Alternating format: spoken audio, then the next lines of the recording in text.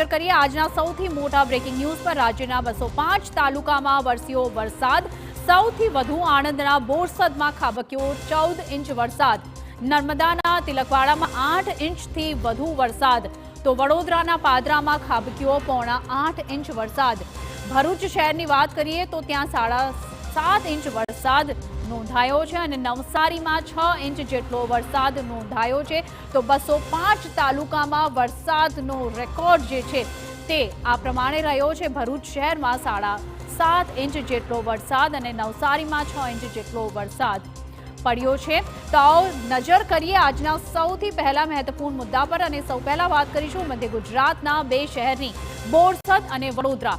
આ બંને શહેરમાં વરસાદે એવી તો બેટિંગ કરી છે કે સ્થળ જ્યાં ત્યાં જળ થઈ ગયું છે। આણંદના બોરસદમાં તો આબ ફાટ્યું હોય તેવી સ્થિતિ સર્જાઈ છે અને માત્ર 4 જ કલાકમાં 13 ઇંચ વરસાદ પડતા ચોતરફ માત્ર ને માત્ર પાણી જ જોવા મળી રહ્યું છે। તો વડોદરામાં પણ સવારે 10 વાગ્યાથી શરૂ થયેલા વરસાદે શહેરના અનેક વિસ્તારને પાણી કરી દીધા।